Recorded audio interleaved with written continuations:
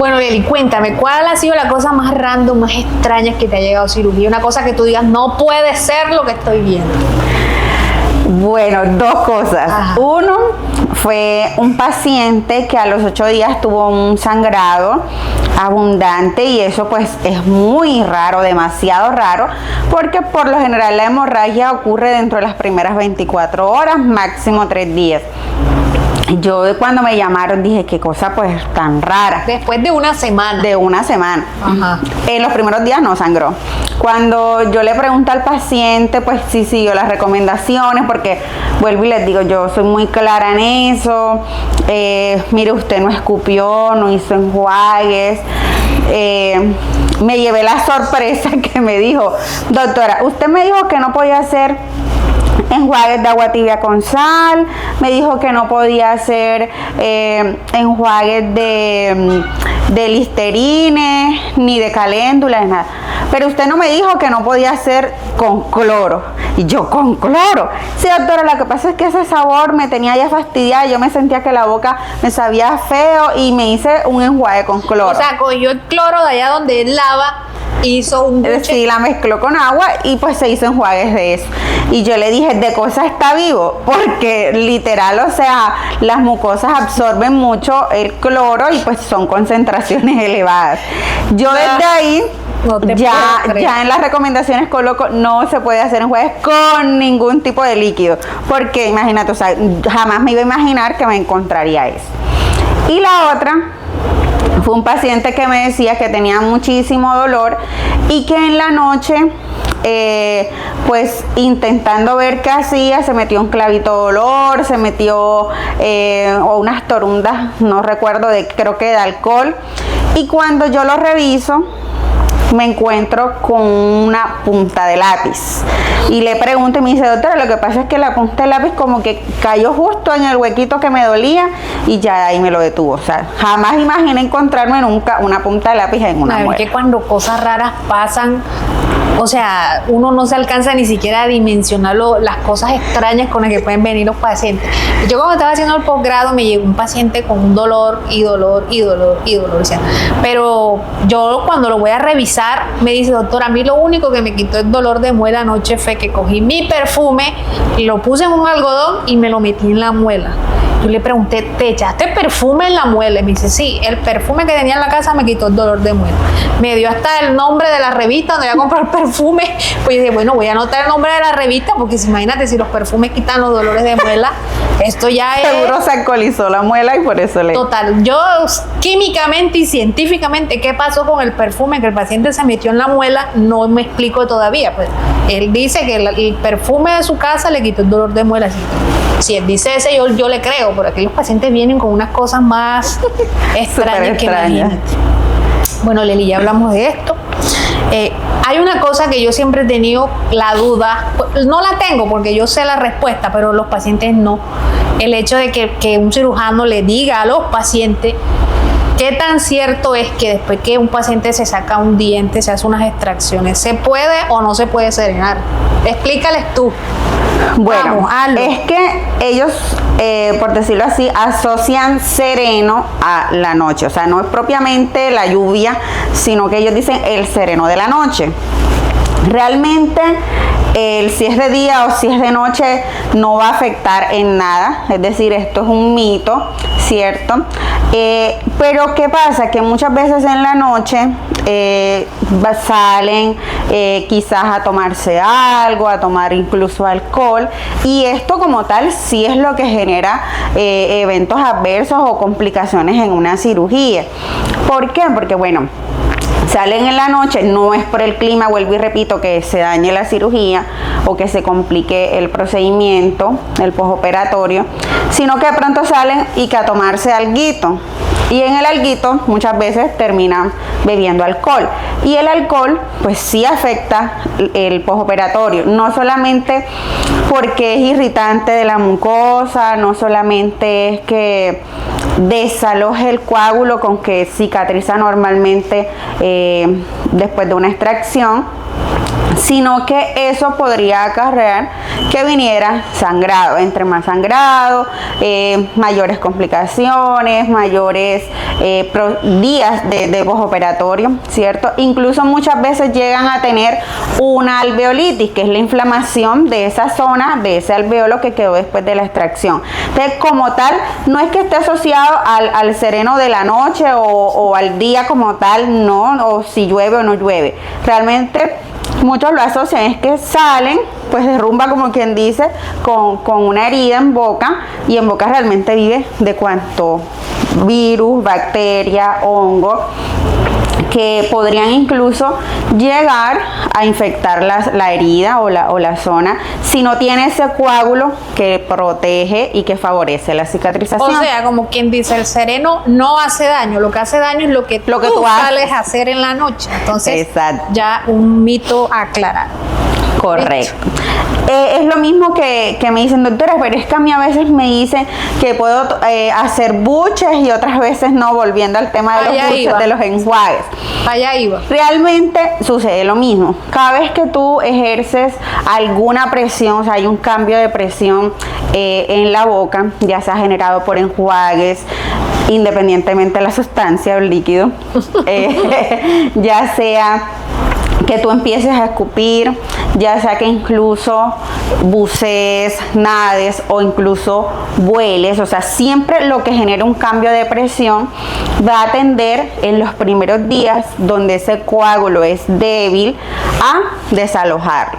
Y es, como te digo, donde empiezan las complicaciones. O sea, ya el tema, como te digo, no es con qué se hace, sino la fuerza o la presión que ejerce. Por eso tampoco se pueden tomar pitillos, nada con pitillos, soplar globos, besar, que a veces también esa es una de las preguntas, doctora, yo puedo besar a mi pareja, puedo... A veces no preguntan si pueden besar, sino hacer otra cosa. Exactamente. Todo esto, más que todo, es cuidando ese coagulito que tiene que formarse muy bien para que tengan una cicatrización en el tiempo debido. O sea, la inflamación es normal, quizá un poco de dolor. Uno trata con muy buenos medicamentos, pues de que eso disminuya, pero evitar el dolor y la inflamación, como les dije, pues es casi que imposible, porque es un proceso normal, fisiológico, es respuesta ante un trauma, claro. Pero uno obviamente sí disminuye o lo trata de controlar pues con su medicación. Esto sin la ayuda del paciente es muy complicado. Por eso a veces dicen, no, doctora, es que me duele muchísimo. Y uno dice, te estás tomando los medicamentos a esas horas. Ay, no, se me olvidó. Estás poniéndote hielo por la parte de afuera, porque hielo sí sirve, o sea, todo lo frío siempre ayuda al postoperatorio a disminuir la inflamación, porque cuando hay inflamación normalmente hay calor. Entonces, si uno se coloca hielito, pues esa inflamación baja mucho más rápido. O sea, la cirugía, casi que 80% del postoperatorio depende no de quién te opere, sino del cuidado del paciente. Sí. Ya, si el paciente no se cuida, tiene un mal postoperatorio. Si el paciente se cuida, le va súper bien. Sí, porque acuérdate de la paciente esta que tuvimos recién de las extracciones de los anteriores, que se le dijo que no podía hacer fuerza, y después la vimos que pasó muy tranquila con el sol caliente y el nieto cargado, y en la tarde nos llamó que tenía dolor, que estaba inflamada, que estaba esto, que estaba lo otro. No, o sea, no siguen las recomendaciones que se le dan en consulta, y después llaman a decirnos que están inflamados, que les duele. Entonces, el paciente tiene que ser cuidadoso con lo que se le dice acá en el consultorio y seguir paso a paso las recomendaciones que le damos para que puedan tener una excelente cicatrización. Si no te cuidas tú, que eres el paciente, el que recibe el procedimiento, pues nosotros desde acá lo que podemos hacer por ti se hace en cirugía o en el procedimiento que se haga. Cuando tú sales de nuestro consultorio, los cuidados dependen de ti, porque nosotros ya te dimos unas pautas para cuidarte. Así es, lo mismo con el tema de no asolearse. Eso en realidad, pues el calor sí afecta como tal el proceso de curación, por decirlo así, porque precisamente te aumenta la inflamación, que uno nunca quiere que sea exagerada, pero si el paciente se asolea, exacto, nada porque que es que hacer. cuando hay inflamación, la zona donde se hace el procedimiento está caliente, y ahora tú te pones a cocinar, el fogaje de la estufa, aumentas ese calor, es decir, aumentas la inflamación. Así es. Listo. También a veces dicen, doctora, pero ¿por qué no puedo fumar? También, aparte pues del calor que produce, las sustancias del cigarrillo no son buenas para nada realmente. Para nada ni para nadie. Entonces no se puede fumar. Otra cosa que preguntan mucho es, doctora, ¿me puedo cepillar? Claro. Cepillado siempre. El cepillado es fundamental para que precisamente la comida no se acumule en la zona. Por más sutura, por más punticos que uno agarre, siempre tiende a acumularse comida. Y vuelvo y les digo que en boca vive de todo. Entonces siempre es bueno su cepillado. Obviamente con el cuidado de no escupir fuerte, no usar ningún tipo de enjuague, ya sea que tenga alcohol o no tenga alcohol. Dentro de los primeros días hacer enjuague. Otro cuidado muy importante es el de la medicación, porque si el paciente no está pendiente de eso, pueden pasar dos cosas. Uno, vas a tener una respuesta al dolor demasiado exagerada, o dos, se puede intoxicar, porque también he escuchado casos en los que se lo formulan cada 12 horas o cada día, porque hay medicaciones que son diarias, y viene el paciente, hace lo que quiere y se la toma cada 8 horas. Hay casos reportados en que puede haber intoxicaciones por todos los medicamentos. Entonces vienen, doctora, es que hice alergia al medicamento ese que usted me mandó. Yo les digo, defíneme alergia. ¿A qué te cayó mal? No, es que me broté. ¿Antes te había pasado? No. ¿Cada cuánto te lo estás tomando? No, doctora, yo me lo estaba tomando cada 8 y resulta que era cada 12 o cada día. O sea, todo siempre tiene una razón de ser, y lo más importante es que usted siga las indicaciones que le dé su cirujano, su endodoncista, su rehabilitador, sea quien lo esté medicando. Por eso, hagan caso a lo que uno les dice aquí en el consultorio. De hecho, nosotros cada vez que hacemos algún tipo de procedimiento le damos por escrito al paciente o se lo mandamos a su WhatsApp o doble, escrito y por WhatsApp. Se debe hacer esto, es normal esto por tantos días, porque siempre que hay un procedimiento hay una respuesta de tu cuerpo. Así, entonces, ustedes como pacientes tienen que poner de su parte, ser juiciosos, hagan caso, hagan caso. Bueno, ¿qué otra cosita Pues vamos, yo te siempre, han preguntado los pacientes? Yo siempre te he querido preguntar, porque hay muchos pacientes a veces, cuando hablamos de implantes, los pacientes, uno les ofrece un implante y todavía está el miedo y como ese mito de, ay, los pacientes, no, implante no, eso le taladran uno el hueso y eso duele y tal. Y yo siempre les digo, pero la recuperación de un implante es más fácil que la de una extracción. Entonces yo te pregunto a ti, ¿cuáles son esos mitos que hay que quitar de la cabeza de los pacientes? Porque tenemos que avanzar, o sea, la odontología va avanzando y lo último, pues en la parte de reemplazar dientes ausentes son los implantes, es lo mejor que hay ahora mismo. Entonces hablemos de eso, de quítamele a esos pacientes esa idea absurda de que los implantes son malos, que duelen y todas esas cosas que ellos tienen en la cabeza. Bueno, hablemos de implantes. Realmente, de manera particular, yo prefiero colocar un implante que sacar una cordal. Me demoro menos, el postoperatorio es mucho mejor, la recuperación es mucho más rápida, ¿cierto? Un implante como tal es pues un aditamento, una prótesis, ¿cierto? Que va dentro del hueso, ya sea maxilar superior o de la mandíbula, que me va a simular, por decirlo así, la raíz, ¿cierto? La raíz del diente que ya yo he perdido. Ese procedimiento no dura más de 20 minutos. O sea, en condiciones normales, uno no taladra el hueso, sino que prepara con unas fresas, que es de un equipo especial, que tiene exactamente el tamaño del implante que yo voy a colocar. Por lo tanto, yo no puedo quitar ni más ni menos del hueso que esas fresas tienen. Es decir, yo lo que hago es como confeccionar o abrirle el espacio para que el implante quepa, mientras que de pronto a veces en una extracción toca quitar bastante hueso para sacar una muela o una cordal, un diente anterior, cualquier. En los implantes no sucede eso, es como más detallado o más preciso. O sea, que sacar una muela es más agresivo que colocar un implante. Correcto, en muchas ocasiones sí. Entonces, bueno, uno simplemente coloca ese aditamento dentro del hueso que ya preparó con las fresas y luego coloca a los 3 meses, 4 meses incluso.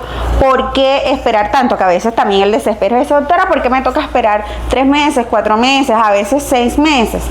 Porque nosotros no podemos pelear contra la biología de nuestro cuerpo, ¿cierto? Y la cicatrización ósea dura de 4 a 6 meses dependiendo del lugar a donde uno lo coloca. Entonces, ¿cuál es uno de los mitos, de las cosas que de pronto también a veces los pacientes les disgusta? El por qué esperar, ¿cierto? Pero los implantes dentales en comparación a otros tipos de prótesis son un tratamiento ideal en los casos en que se pueda colocar, ¿cierto? ¿Por qué? Porque tienen una estética espectacular, tienen una función, ni se diga, o sea, bella por decirlo así, y una duración. Usted puede vivir 10, 15, hasta 20 años con un implante si usted lo sabe cuidar. Exactamente. ¿Cierto? Entonces, por decirlo así, en comparación tiempo de espera para colocarse la corona a tiempo en que va a durar en boca ese implante, pues realmente es nada, ¿cierto? Exacto. Es nada. Se espera es por eso, porque nuestro cuerpo necesita esos 3, 4, 6 meses para recuperarse. Ahora, entonces dicen, ¿y si después de esos 4 meses el implante falla? En la mayoría de los casos es un éxito la cirugía, porque lo principal antes de es la planeación. Si usted planea muy bien, toma las medidas adecuadas con una tomografía, usted planea muy bien el sitio que lo va a colocar, la calidad de hueso, si necesita otro procedimiento adicional o no. Si usted planea, eso tiene que salir en un 90% bien. Lo que pasa es que muchos pacientes tienen todavía el mito de que su cuerpo los rechaza porque anteriormente el material con que se hacían los implantes no era tan compatible, por decirlo así, pero eso tiene, por decirlo así, muchos años en que realmente así sucedía. Los implantes de hoy en día tienen aleaciones de titanio, otros incluso tienen grabados en las roscas que permite que sean muy compatibles, muy compatibles con el hueso. O sea, de todos los 10 años que llevo de cirugía, puedo decir que he perdido como unos 3, 4 implantes y me dio mucha risa porque uno de esos fue mi papá y nunca supe qué pasó. Porque fue un implante que quedó perfecto, fue un implante como de libro. Como de libro, de esos casos perfectos, pero está ese 10% que no podemos nosotros intervenir, y es la biología del cuerpo, el proceso de cicatrización. Y es un 10%, yo diría que es mucho realmente, porque en la mayoría de los casos es un procedimiento exitoso. Total. No se inflaman casi en comparación pues con una extracción de cordales. Hay pacientes que a los 8 días, cuando no hace el control, parece que no tuvieran nada, porque eso obviamente queda dentro del hueso, arropadito por la encía. Y ya después, en el proceso de rehabilitación, a los 3, 4 meses, el paciente dice, valió la pena la espera, ¿cierto? Porque muchos ya están fastidiados anteriormente de ese quitipón de las prótesis o de las barras metálicas que tienen muchas veces las prótesis. Simula un diente natural casi que a la perfección. Eso es lo que te iba a decir, la rehabilitación de esos implantes después en esos pacientes que no tienen diente. Haz de cuenta un paciente que no tiene ni un diente, se le ponen unos implantes y se le coloca una prótesis atornillada. Tú le devuelves la sonrisa y la función a ese paciente con una prótesis atornillada y se va feliz. Lo que nos brindan los pacientes hoy en día con esos casos así espectaculares, o sea, los implantes es la mejor opción ahora mismo para reemplazar los dientes.